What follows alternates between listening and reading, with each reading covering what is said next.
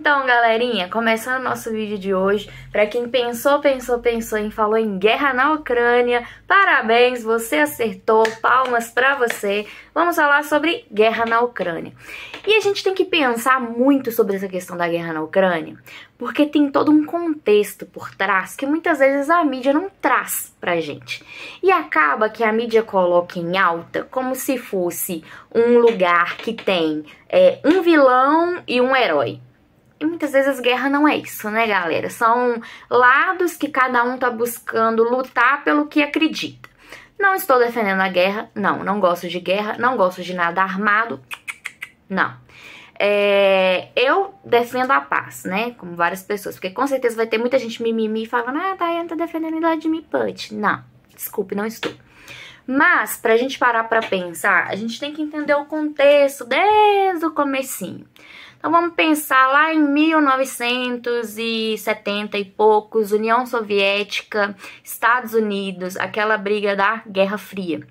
Então, se a gente parar pra pensar, essa guerra que tá acontecendo na Ucrânia hoje, ela é meio que uma continuação de um problema lá atrás da Guerra Fria, tá? Na Guerra Fria, pra quem não lembra, o mundo tava bipolarizado. Então, um lado tava muito a favor da União Soviética, tava ali com o controle da União Soviética, com toda aquela busca por ser comunista, socialista, né? E outro lado tava totalmente direcionado para os Estados Unidos, para aquele lado capitalista. Então, quando fala Guerra Fria, foi porque essas duas potências, a União Soviética e os Estados Unidos, elas nunca tiveram um confronto armado entre si. Sempre era muito uma guerra de medo, de tipo, olha, eu tenho armas nucleares, eu posso te atacar. E do outro lado, falando a mesma coisa, eu também tenho armas nucleares, eu posso te atacar.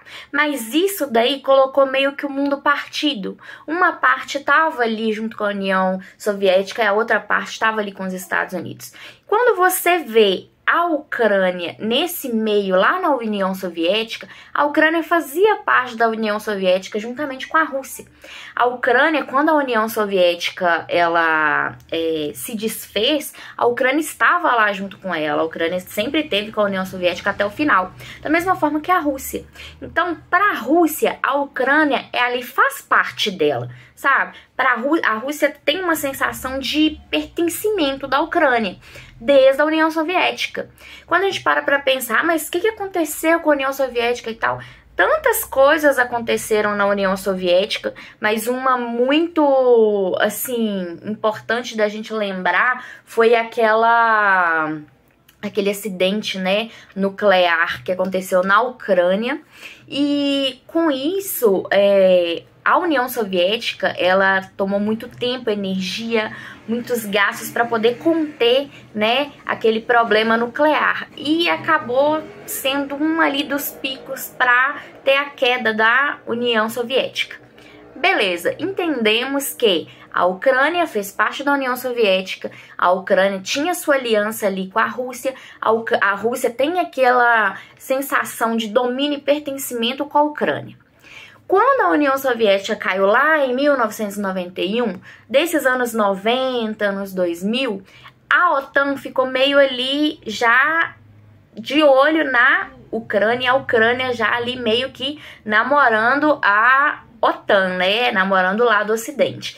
Desde aí já começaram a acontecer dentro da Ucrânia alguns movimentos. Algumas pessoas dentro da Ucrânia eram a favor da Ucrânia se aproximar da OTAN, da Ucrânia se aproximar do Ocidente, que se você for parar para pensar, era o lado capitalista lá dos Estados Unidos que tinha uma guerra com a União Soviética na qual a própria Ucrânia pertencia. Então tem todo esse contexto. Em 2004, aconteceu meio que uma revolução na Ucrânia, porque teve as eleições, né?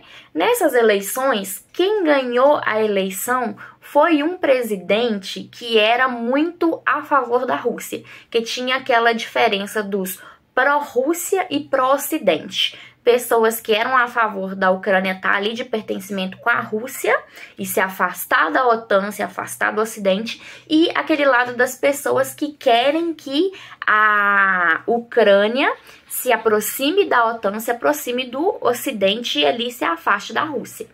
Quando esse presidente, né, que era ligado à Rússia, que era pró-Rússia, ganhou, teve uma grande revolta, porque aqueles cidadãos que se consideram pró-Ocidente, né, pró-OTAN, né, eles falaram que aquelas eleições foram fraudadas. Então, com toda essa revolução, esse presidente foi deposto, e aí é o que foi chamado Primavera Laranja, Revolta Laranja. Revolução Laranja, desculpa, agora eu acertei. Foi chamada Revolução Laranja. Então, quanto a isso, a gente já consegue ver que essa história da Ucrânia, ela já vem há muito tempo, desde o fim da União Soviética. A OTAN vem ali cercando os ladinhos da Rússia, já tomou uma boa parte ali do leste europeu. Então, a Rússia já fica meio que naquela, ó, a Ucrânia é nossa, a Ucrânia é pertencimento nosso, são cidadãos russos. E já a OTAN, né, que é presidida ali, comandada pelos Estados Unidos, que já foi um problema lá na época da Guerra Fria, já tá ali, ó, circulando, querendo puxar esses locais para si. No caso da Ucrânia, ela é um país, se for parar para pensar, muito rico, com um solo muito fértil, é um país que dá acesso ao mar. E se você for pensar na Rússia também, se você for pensar de partes geográficas, a Rússia, todos os seus portos, eles são, a maioria, né, é voltada para mares gelados. Então, quando acontece o inverno, é praticamente impossível navegar naqueles lagos, naqueles mares. Então, ele precisa de um espaço para estar escoando sua produção, para estar, né, trazendo bens de consumo, né, para poder fazer ali a sua movimentação. Caso a OTAN, os Estados Unidos, o Ocidente, fique ali, né, com aquele envolvimento com a Ucrânia, será como se a Rússia fosse cercada. Então vai ser muito ruim para a Rússia, realmente, porque ela vai estar cercada por alguém que ela vê como inimiga há muito tempo. E com todos esses movimentos, né, que aconteceram desde 1900 e alguma coisa, vieram em 2004, 2008, 2014, passou um tempo. O presidente, né, que tinha estado lá no lugar, não lembro o nome do presidente, ele estava fazendo vários acordos ali. Então, galera, em 2014, a Ucrânia estava, assim, muito próxima do Ocidente. Estava fazendo muitos tratados com o Ocidente. Só que o presidente, na época, não lembro o nome, ele acabou cancelando esses tratados, todo esse, né, envolvimento com o Ocidente e foi pro lado pró-Rússia. Então, se afastou ali do Ocidente, foi pro lado pró-Rússia. Em 2019, nas eleições, quem ganhou foi Vladimir Zelensky. Quem é Vladimir Zelensky? Vladimir Zelensky, ele é um ator, comediante e também é formado em direito. Ele fazia muito sucesso lá na Ucrânia na época. Ele fez uma série que chamava Servo do Povo. Tava esquecendo o nome da série, tem que anotar porque minha cabeça não tá boa. Se chamava Servo do Povo.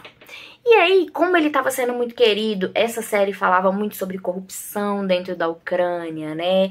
E esse Vladimir Putin, ele era muito, assim, pró-Ocidente. Então, quando teve as eleições, ele se candidatou e ganhou com mais de 70% dos votos. E legal que o partido dele começou a se chamar Servo do Povo. Com isso do Zelensky ter ganhado, ele voltou com todo esse processo de se aproximar da OTAN. E o Vladimir Putin já estava puto. Claro, ele não quer de forma alguma, ele acha inadmissível a Ucrânia, um país que era praticamente centro da União Soviética, que faz parte ali, né, do que ele acha de cultural, tem a mesmo envolvimento, tá lá indo pro lado do Ocidente, que é um grande inimigo, além de trazer o Ocidente para suas fronteiras, porque a Ucrânia faz ali fronteira com a Rússia. Então, no dia 24 de fevereiro de 2022, Vladimir Putin começou aí seu primeiro bombardeio, né, seu primeiro ataque militar contra a Ucrânia, para fazer com que a Ucrânia pare de se movimentar para o lado da OTAN, né, e permaneça ali pró-Rússia. Como eu disse, um vídeo assim bem rápido, bem explicativo para quem quer pegar aí vestibular, Enem e fazer e pronto.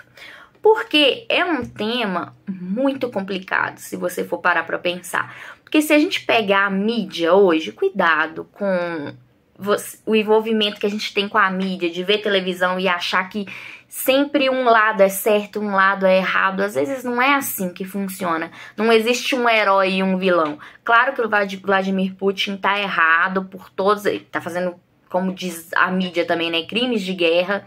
E a gente não pode se colocar, né, de um lado ou de outro. Cada um tem o seu motivo para algo. Claro que não dá liberdade pelas vidas que estão sendo tiradas devido a essa guerra, mas a gente tem que entender que tem todo um contexto histórico por trás disso, tem toda uma linha de cultura por trás disso, né? É um país que não quer perder ali seu aliado, não quer se deixar suas fronteiras abertas para um estado inimigo, um país inimigo, que é a Rússia.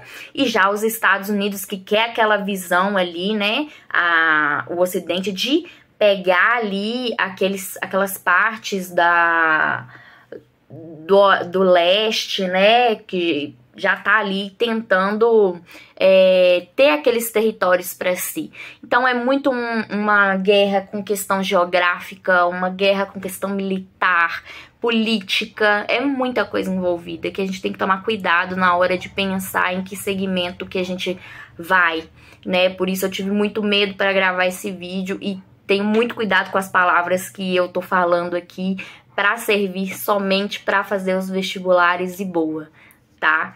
Não sou a favor da guerra, não sou a favor de Vladimir Putin, não sou a favor de Zelensky. Não se esqueça disso. Eu espero que isso tenha clareado um pouquinho. Foi meio que um resumo mesmo pra gente entender um pouco essa situação da guerra da Ucrânia. E muito obrigado por sempre estarem aqui comigo. Não se esqueçam de curtir o vídeo, compartilhar com os amigos aí que queiram saber um pouquinho mais sobre a guerra da Ucrânia, o que tá acontecendo, por que tá acontecendo, tá? E agradeço muito vocês por estarem sempre aqui comigo. Beijo, bons estudos!